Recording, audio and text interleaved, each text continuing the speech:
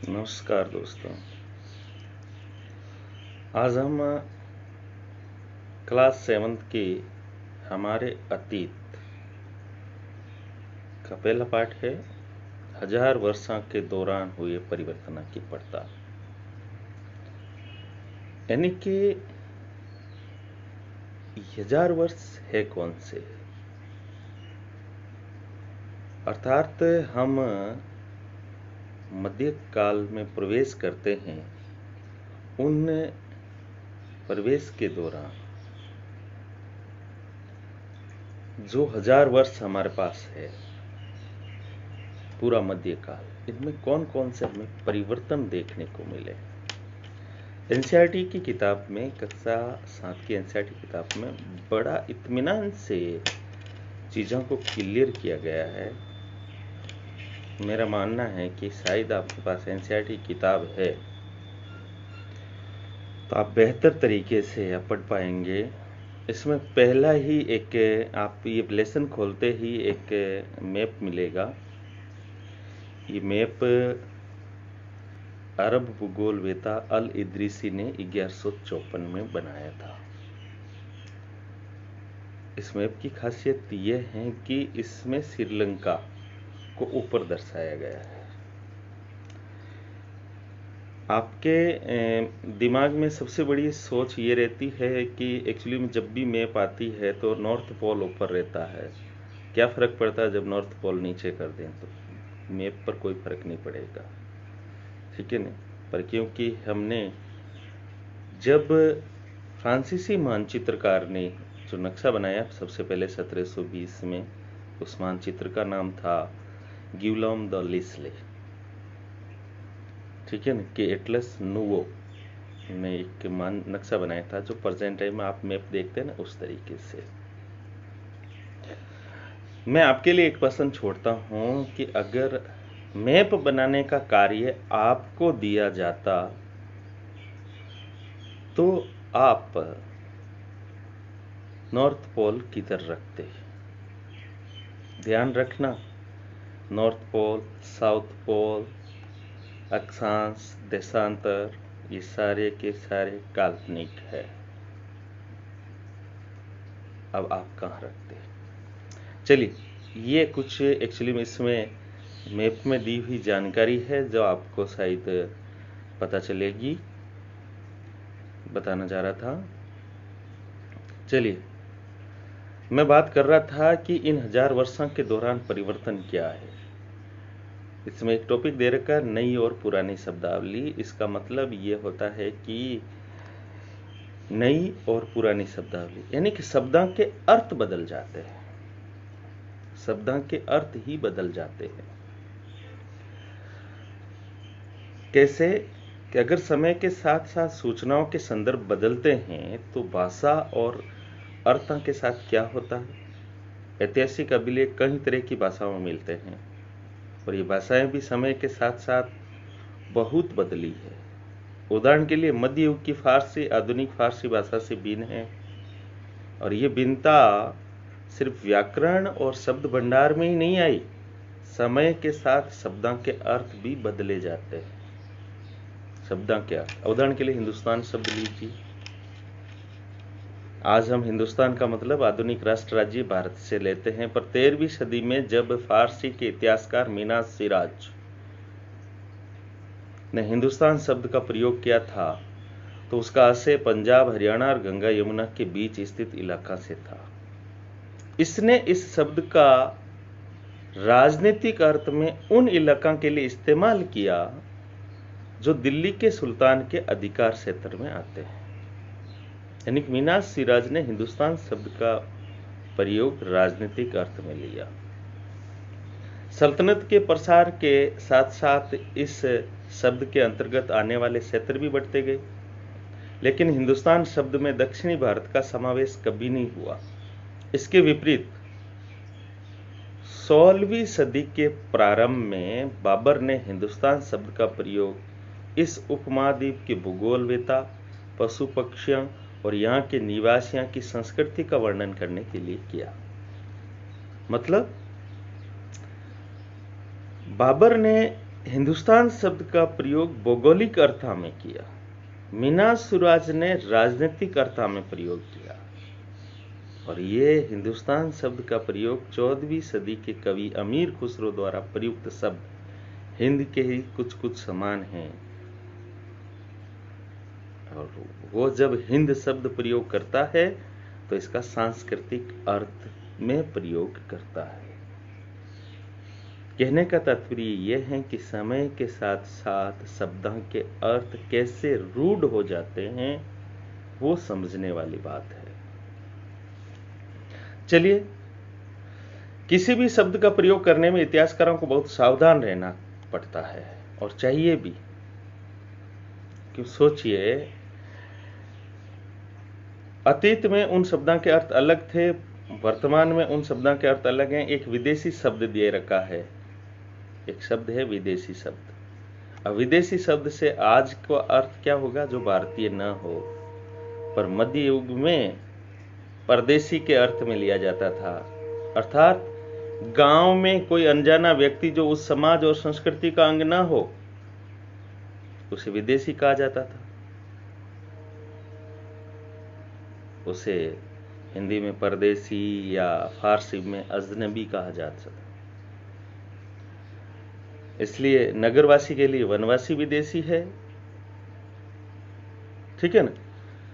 आप खुद सोचिए कि शब्दों के अर्थ कैसे चेंज होते हैं। दूसरी बात, इस 1000 वर्षों की एक सबसे बड़ी खासियत यह है कि हम जब प्राचीन भारत पढ़ते हैं तो उस समय हमें पुरातत्व और अभिलेखों पर ज्यादा निर्भरता थी इतिहास को जानने के लिए। पर इस मध्यकाल को जानने के लिए कुछ और बातें थी और कुछ और बातें हमें ध्यान रखनी पड़ेगी, विशेषकर जो इतिहास का अध्ययन करता है। इतिहासकार किस युग का अध्ययन करते हैं और उनकी खोज की प्रकृति क्या है, इसे देखते हुए वे अलग अलग तरह के स्रोतों का सहारा लेते हैं। उदाहरण के लिए, पिछले साल आपने यानी 6ठी की क्लास में गुप्त वंश के शासकों और हर्षवर्धन के बारे में हमने पढ़ा था। और अब ये जो हमारे अतीत जो कक्षा 7 में चल रही है वो 700 से 1750 ईस्वी तक, अर्थात लगभग 1000 वर्षों के बारे में हम इसके बारे में अध्ययन करेंगे। इस काल के अध्ययन के लिए इतिहासकार जिन स्रोतों का प्रयोग करते हैं उनमें आपको बहुत सी ऐसी बातें मिलेगी जो पिछले युग में वैसी चली आ रही हैं। इतिहासकार इस काल के बारे में सूचना इकट्ठी करने के लिए अभी भी सिक्का, शिलालेखों, स्थापत्य या लिखित सामग्री पर निर्भर करते हैं, परंतु कुछ बातें पहले से काफी भिन्न है। इस युग में प्रामाणिक लिखित सामग्री की संख्या और विविधता आश्चर्यजनक रूप से बढ़ गई है। इसके आगे इतिहासकार सूचनाओं के दूसरे प्रकार के स्रोतों का इस्तेमाल धीरे धीरे कम करने लगे।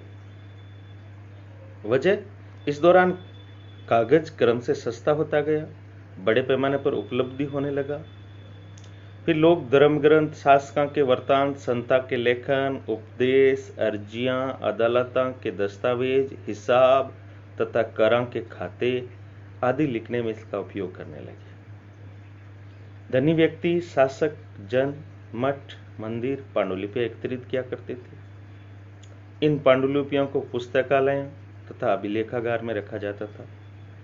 इन पांडुलिपियों तथा दस्तावेजों से इतिहासकारों को बहुत सारी विस्तृत जानकारी मिलती है, मगर साथ ही इनका प्रयोग बड़ा कठिन होता है।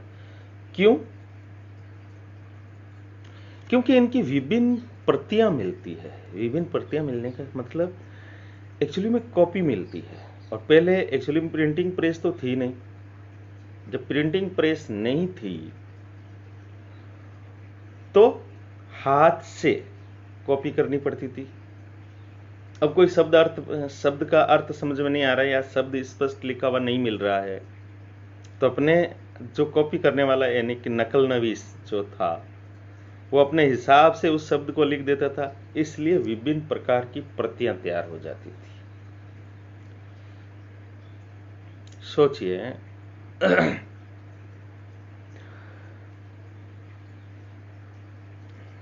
सदी दर सदी प्रतिलिपियां की भी प्रतिलिपियां बनती रही।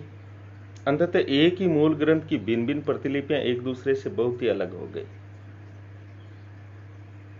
इससे सबसे बड़ी गंभीर समस्या उत्पन्न हो गई, क्योंकि आज हमें लेखक की मूल पांडुलिपि शायद ही कहीं मिलती है।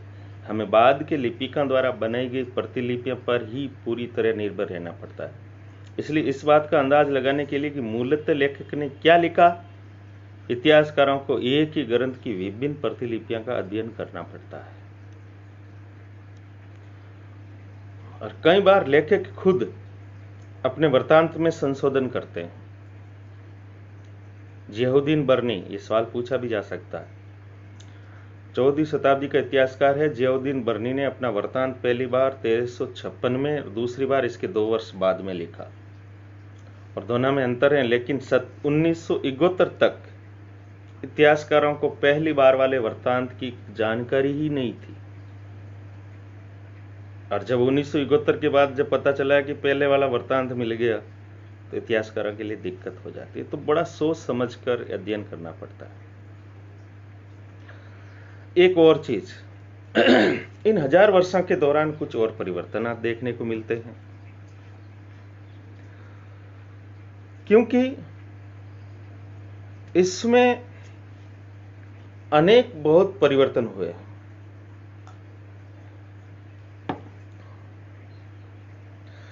इस काल में अलग अलग समय में नई प्रौद्योगिकी के दर्शन हुए, जैसे सिंचाई में रहट, ध्यान से सुनना, कताई में चरखा, युद्ध में आग्नेय स्तर का इस्तेमाल। पता है ना, मुगल लेके आए थे आग्नेय स्तर। इस उपमहाद्वीप में नई तरह की खान पान भी आया।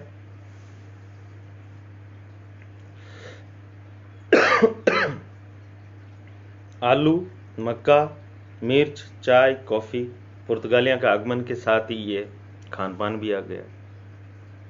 आप सोचकर हैरान होंगे कि प्राचीन भारतीय लोग इन चीज़ों का प्रयोग नहीं करते थे। आज जो आपकी सब्जी का प्रमुख पार्ट जो मिर्च है ना, वो प्राचीन भारत में उपलब्ध नहीं थी। चलिए, ये जो नए परिवर्तन, जो तमाम परिवर्तन जो है, नई प्रौद्योगिकियां, नई फसलां, उन लोगों के साथ आए जो नए विचार भी लेकर आए थे। परिणाम स्वरूप ये काल आर्थिक, सामाजिक और सांस्कृतिक परिवर्तन का भी काल रहा है, जो हम आगे देखेंगे अगले लेसन में। इस युग में लोगों की गतिशीलता, एक स्थान से दूसरे स्थान पर आना जाना भी बहुत बढ़ गया। अवसर की तलाश में लोगों के झुंड दूर दूर की यात्रा करने लगे थे। इस उपमहाद्वीप में अपार संपदा और अपना भाग्य गढ़ने के लिए अपार संभावनाएं मौजूद थी। ये तो आप खुद भी जानते हैं। इस काल में जिन समुदायों का महत्व बढ़ा, उनमें एक समुदाय था राजपूत। हम जिस काल के बारे में बात कर रहे हैं, 750 के बाद राजपूत समुदाय का बहुत महत्व बढ़ गया था, जिसका नाम राजपुत्र से निकलता है, यानी राजा का पुत्र। 8वीं से 14वीं सदी के बीच ये नाम आमतौर पर योद्धाओं के उस समूह के लिए प्रयुक्त होता था जो क्षत्रिय वर्ण के होने का दावा करते थे। राजपूत शब्द के अंतर्गत केवल राजा और सामंत वर्ग ही नहीं, बल्कि वे सेनापति और सैनिक भी आते हैं, जो पूरे उपमहाद्वीप में अलग अलग शासकों की सेवा में सेवारत थे। कवि, चारण राजपूतों की आचार संहिता, प्रबल पराक्रम और स्वामी भक्ति का गुणगान करते थे। इस युग में राजनीतिक दृष्टि से महत्व हासिल करने के अवसरों का लाभ आपको पता है, जाटों को भी मिला, सिखों को भी मिला, मराठों को भी मिला, अहोम, और एक नया लिपिक वर्ग, प्रशासक वर्ग, कायस्थ वर्ग जो उभर के आया था, वो भी एक नया समूह उभर कर सामने आता है। फिर इस पूरे काल के दौरान क्रम से जंगलों की कटाई हो रही थी, खेती का इलाका बढ़ाया जा रहा था। कुछ क्षेत्रों में ये परिवर्तन अन्य क्षेत्रों की अपेक्षा तेजी से और पूरे तौर पर हुआ। पर्यावास में परिवर्तन के कारण कई वनवासियों को मजबूर होकर अपना स्थान छोड़ना पड़ा। कुछ और वनवासी जमीन की जुताई करने लगे और कृषक बन गए। यानी जनजातीय समुदाय का कृषि के प्रसार के साथ ही जनजातीय समुदाय का मैदानी क्षेत्रों के साथ संपर्क और उनके कर्षकों के रूप में परिवर्तन होना शुरू हुआ था, यानी कि नए वर्ग। कर्षकों के ये नए समूह क्षेत्रीय बाजार, मुखियावां, पुजारियां, मठा और मंदिरा से प्रभावित होने लगे। वे बड़े और जटिल समाजों के अंग बन गए। उन्हें कर चुकाने पड़ते थे और स्थानीय मालिक वर्ग की बेगार भी करनी पड़ती थी। परिणाम स्वरूप किसानों के बीच आर्थिक और सामाजिक अंतर उभरने लगा। कुछ के पास ज्यादा उपजाऊ जमीन होती थी, कुछ लोग मवेशी भी पालते थे और कुछ लोग खेती से खाली समय में दस्तकारी आदि का कुछ काम कर लेते थे। जैसे जैसे समाज में अंतर बढ़ने लगे, लोग जातियां उपजातियां में बांटे जाने लगे। उनकी पृष्ठभूमि और व्यवसाय के आधार पर उन्हें समाज में ऊंचा या नीचा दर्जा भी दिए जाने लगा। और ये दर्जे स्थायी नहीं थे, इस चीज का भी ध्यान रखना, क्योंकि भारत में पहले जाति का संबंध सीधा व्यवसाय से था। व्यवसाय कैसा है उसी के आधार पर उसकी जाति का ऊंच नीच पर फर्क पड़ता था। किसी जाति विशेष के सदस्यों के हाथ में कितनी सत्ता, प्रभाव और संसाधना पर नियंत्रण है, इसके आधार पर उसके दर्जे भी बदलते रहते थे। यानी कि जनजाति के लोग भी अगर सत्ता हासिल कर देते थे तो वो भी शासक वर्ग के रूप में इंक्लूड हो जाते थे। फिर ये भी ध्यान रखना, एक जाति का किसी क्षेत्र में विशेष दर्जा, कोई और दर्जा हो सकता है तो दूसरे क्षेत्र में कोई और दर्जा। ये टोटल संसाधना पर नियंत्रण कितना है, शक्ति पर नियंत्रण कितना है, इस आधार पर उसका दर्जा डिसाइड होता था। अपने सदस्यों के व्यवहार का नियंत्रण करने के लिए जातियां स्वयं अपने अपने नियम बनाती थी। इन नियमों का पालन जाति के बड़े बुजुर्ग की एक सभा करवाती थी, जो आमतौर पर अभी खां पंचायतें के रूप में बहुत ज्यादा प्रचलित शब्द है, जिससे कुछ इलाका में जाति पंचायत कहा जाता है। लेकिन जातियों को अपने निवास में गांवों के रिवाज का पालन भी करना पड़ता था। इसके अलावा कई गांवों पर मुखियाओं का शासन होता था। चौधरी, खुत, मुकदम, ये शब्द आपको बहुत बार सुनने को मिलेंगे। ये गांव के मुखियाओं के नाम होते हैं। मध्यकालीन भारत में चौधरी, मुकदम, खुत, ये बहुत सारे शब्द सुनेंगे। चलिए, मिल मिलाकर वो किसी राज्य की एक छोटी इकाई भर होती थी। फिर आप देखिए, इस दौरान कई बड़े बड़े राज्य भी थे, जैसे चोल, तुगलक, मुगल। इनके राज्यों में बड़े बड़े कई क्षेत्र भी आ जाते हैं। ये एक बहुत मजेदार उदाहरण है कि दिल्ली के सुल्तान गयासुद्दीन बलबन की प्रशंसा में एक संस्कृत प्रशस्ति में उसे एक विशाल साम्राज्य का शासक बताया गया है।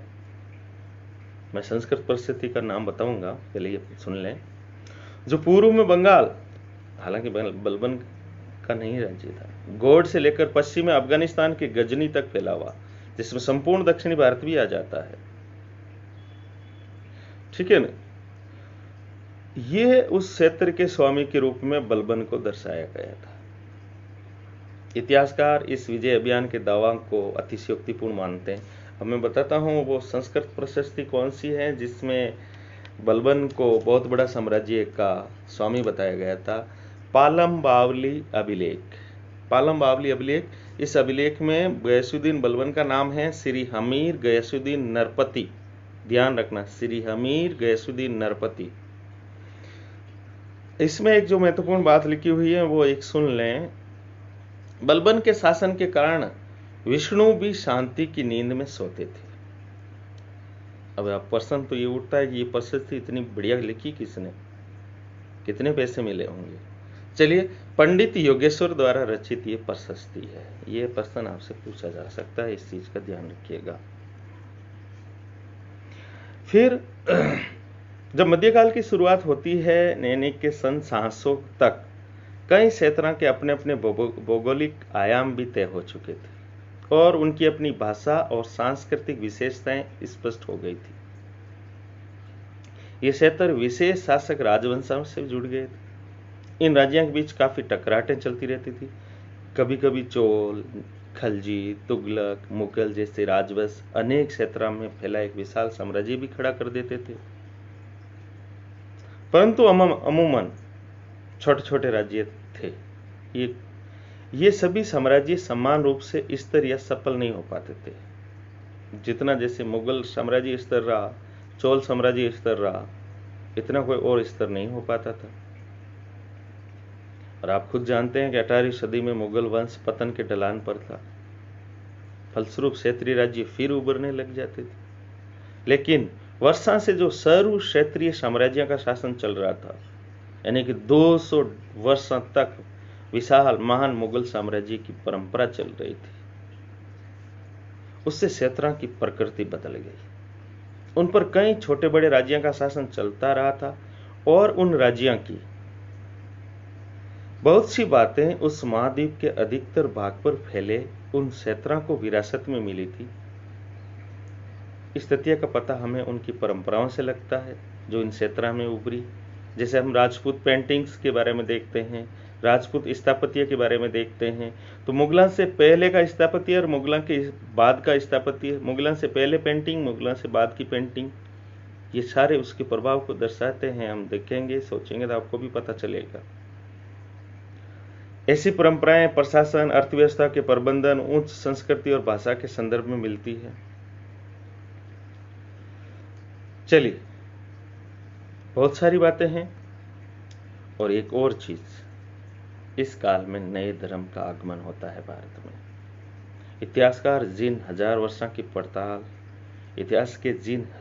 की पड़ताल हम कर रहे हैं, उनके दौरान धार्मिक परंपराओं में कई बड़े परिवर्तन आए।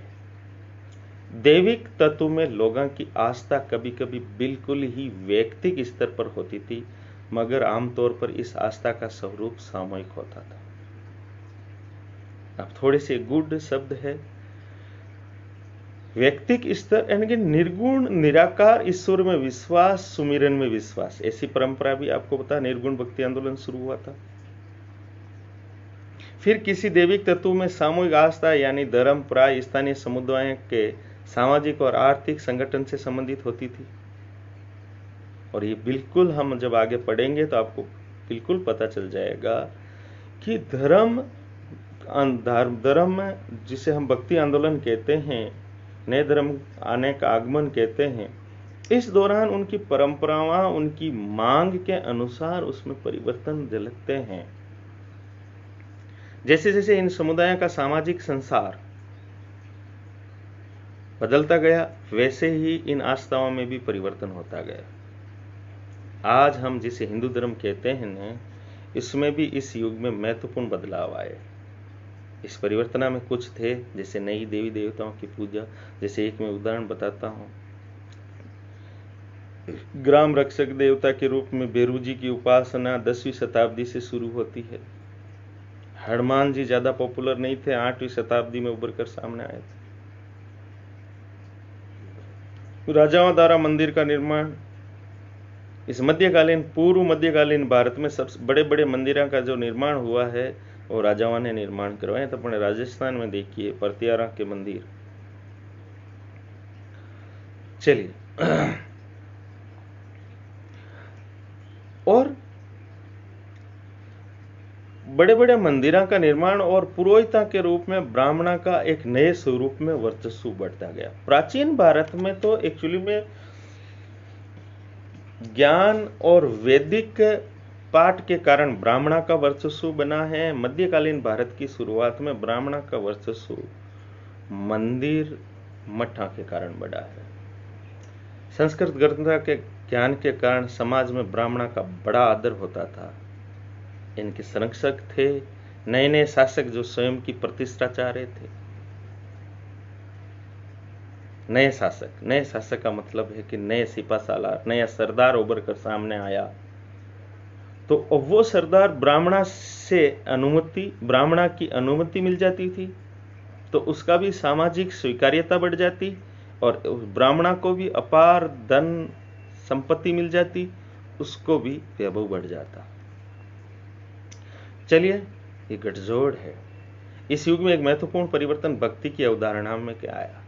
इस ईश्वर की कल्पना ऐसे प्रेमल इष्ट देवी देवता के रूप में की गई थी जिस तक पुजारियों के विशुद्ध कर्मकांड के बिना ही वक्त स्वयं पहुंच सके।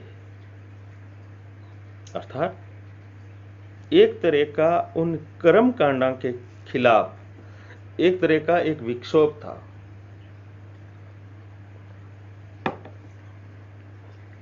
था। आप सोचिए, हम विस्तार से चर्चा करेंगे, फिर भी एक सामान्य सी बात बता देता हूं। ये किसान, जो भी शिल्पकार है, जो भी विशाल कर्मकांड के द्वारा अपनी मुक्ति चाहता है, वो सस्ता पड़ेगा या भक्ति के द्वारा मुक्ति सस्ती पड़ेगी। डिमांड थी ये वही युग था जिसमें इस उपमहाद्वीप में नए नए धर्म का आगमन भी हुआ। कुरान शरीफ का संदेश भारत में पहले 7वीं सदी में व्यापारियों और अप्रवासियों के द्वारा पहुंचा। मुसलमान कुरान शरीफ को अपना धर्म ग्रंथ मानते हैं। मैं इसलिए ये बात बता रहा हूं कि मध्यकाल में, क्योंकि धर्म एक्चुअली में सत्ता के बहुत निकट रहा है। केवल एक ईश्वर अल्लाह की सत्ता को स्वीकार करते हैं, जिसमें प्रेम, करुणा, उदारता, अपने में आस्था रखने वाला हर व्यक्ति को गले लगाता है, चाहे उस व्यक्ति की सामाजिक पृष्ठभूमि कुछ भी हो।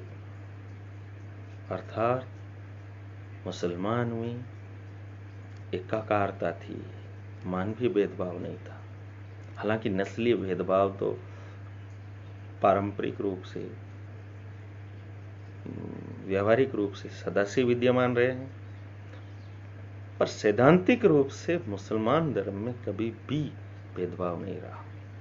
कई शासक इस्लाम और उसके विद्वान धर्मशास्त्रियों और न्याय शास्त्रियों, जिसे हम उलेमा कह देते हैं, संरक्षण देते थे, क्योंकि एक्चुअली में 1206 से लगाकर 1807 तक लगातार दिल्ली की सल्तनत पर मुसलमानों का शासन रहा। तो जाहिर सी बात है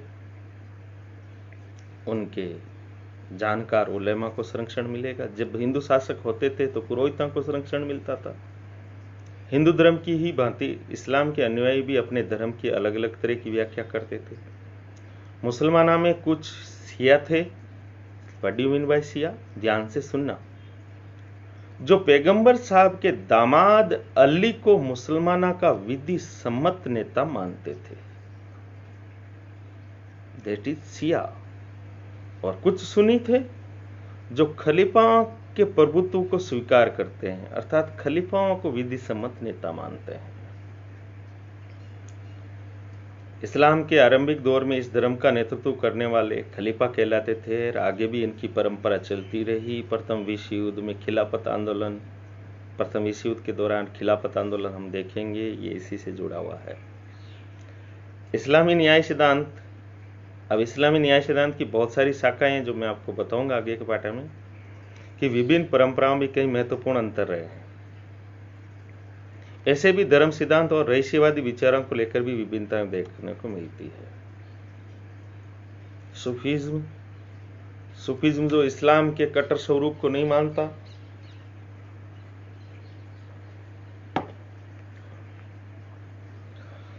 चलिए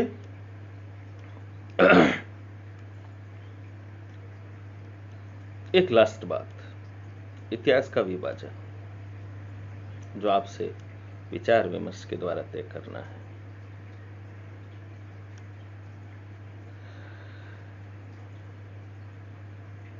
जब सबसे पहले स्मिथ ने भारतीय इंडियन हिस्ट्री नामक पुस्तक लिखी थी, इंडियन हिस्ट्री स्मिथ ने, तो उसने भारत के इतिहास को 3 युगों में बांटा। अब बांटने का तरीका देखिए, हिंदू, मुस्लिम और ब्रिटिश। ये किस आधार पर? शासकों के धर्म के आधार पर। दूसरा, कहीं न कहीं इसमें औपनिवेशिक बू आ रही है, जिससे हम बोलते हैं ना, फूट डालो राज करो की नीति, वो औपनिवेशिक बू भी आती है। जाहिर सी बात है उन्होंने अपने हितों के अनुकूल भारतीय इतिहास का समायोजन किया। चलिए, ये विभाजन इस विचार पर आधारित था कि शासका का धर्म ही एकमात्र महत्वपूर्ण ऐतिहासिक परिवर्तन होता है, यानी कि शासकों का धर्म ही ऐतिहासिक परिवर्तन होता है, बाकी अर्थव्यवस्था, समाज, संस्कृति में कोई महत्वपूर्ण बदलाव नहीं आते। इस दृष्टिकोण से इस उपमहाद्वीप की अपार विविधता की उपेक्षा हो जाती है। हालांकि इस काल विभाजन को स्वीकार करना बड़ा मुश्किल है, क्योंकि आर्थिक और सामाजिक कारकों के आधार पर इतिहास का विभाजन हो सकता है। चलिए, हम जो इतिहास पढ़ेंगे उससे मध्यकालीन इतिहास कहेंगे। अब देखिए ना, आप उसके साथ देखिएगा एक और इस इतिहास के साथ और हम देखेंगे। मतलब आपको एक फाइनली बात ये समझनी है कि इतिहास का विभाजन में सामाजिक, आर्थिक और सांस्कृतिक कारकों का महत्वपूर्ण योगदान होता है। जब ये चेंजेज हो जाते हैं तो इतिहास का कालखंड परिवर्तित हो जाता है। वी स्मिथ ने जो डिवीजन किया था उसमें एक तो औपनिवेशिकता की बू आती है, दूसरी चीज उसकी मानसिकता की धर्म ही परिवर्तन होता है, शासका का धर्म ही परिवर्तन होता है, बाकी में कोई नो चेंजेस। इसलिए जब शासका का धर्म परिवर्तन हुआ तो मध्यकाल आ गया, जिसे हम इस्लाम युग। फिर शासका का धर्म परिवर्तन हुआ, आधुनिक युग, यानी कि ईसाई आते ही आधुनिक युग, यानी कि एक औपनिवेशिक बू आती है इसमें। चलिए, फिर हम जब इस किताब का नेक्स्ट पार्ट पढ़ेंगे तो हम बहुत सारी बातें करेंगे। All the best.